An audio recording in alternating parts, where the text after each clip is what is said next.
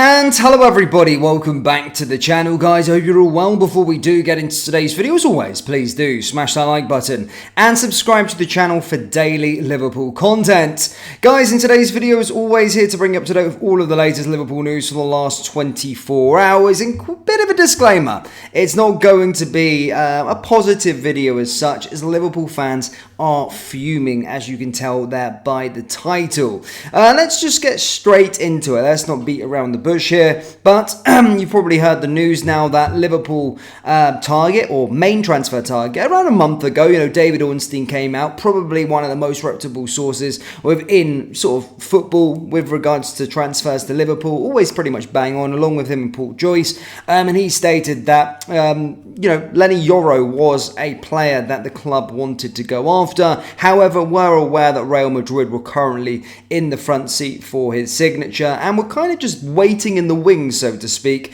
waiting along with Manchester United and Paris Saint-Germain over potentially swooping in should he not be able to go to Real Madrid.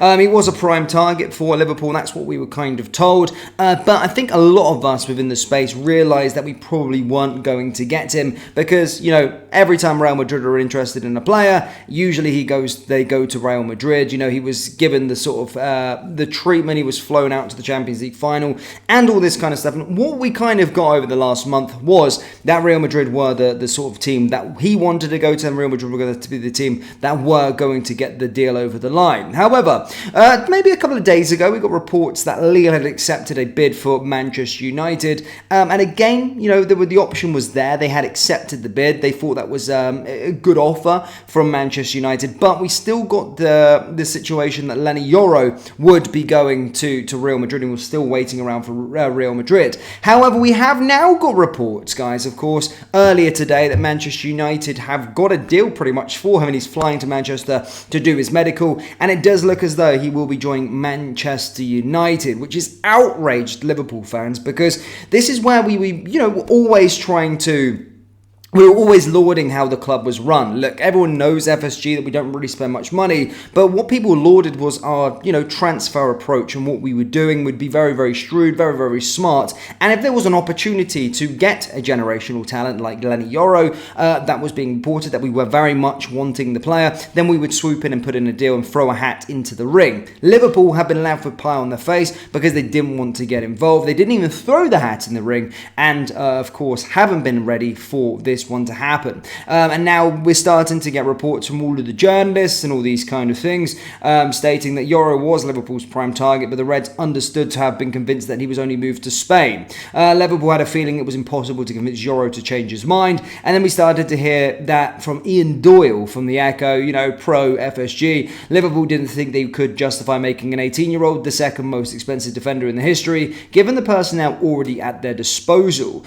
So that's what Ian Doyle has said. As I said, he kind of churns out FSG propaganda and all that kind of stuff, and he's always the doom and gloom artist that we kind of have this transfer window, last transfer window. He'd be the guy that, there was someone saying, right, we're interested in this player, and then he would come out a day later to say they're not interested. So his agenda is that Liverpool didn't want to make him the second highest, transfer in history, which, again, the whole story when this one broke out from David Ornstein initially was that, because it was a generational talent, we would go out there and put our, our hat in the ring if something was to materialise, and that because he was a generational talent, we would make that acquisition. And now more stated that we didn't want to pay his wages and all that kind of stuff, guys. He's getting £140,000 per week.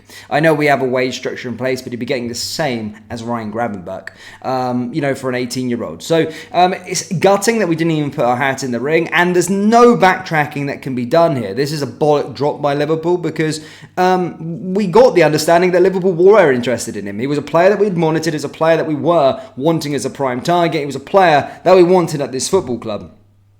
But as you can see, we've been caught with sort of pie on our face. This is not. There's no backtracking on this story. Like a lot of the transfer targets that we've had throughout this summer, it's been like, no, we're not interested. Fair play. Michael Edwards has got his own transfer plan. This was a definite. We were very much interested in this one. We've just shat it. It's not been good, and Liverpool have not done their due diligence with regards to this transfer. And if there were stalls happening along the way and Real Madrid were not going to pay the transfer fee, that's when Liverpool and Michael Edwards, Julian Ward, Richard Hughes, Jews should have been acting upon it and doing their due diligence like Manchester United. I can't believe we're in 2024 with missing out on a transfer due to Manchester United. The most poorly run club, obviously, credit where credit's due. They have changed their sort of transfer approach recently with Ineos and stuff like that, and they look like they're going in the right direction, especially if they get this one over the line, especially if they get some of the other transfer targets that they're getting over the line. But I can't believe we've been outsmarted by them. We've been outsmarted by them, and they're being ran better than us. And I would say, I'm not a panicker, and as I said, there was a lot more things to do with regards to the transfers, but our prime target, our top target of this transfer window, has been reported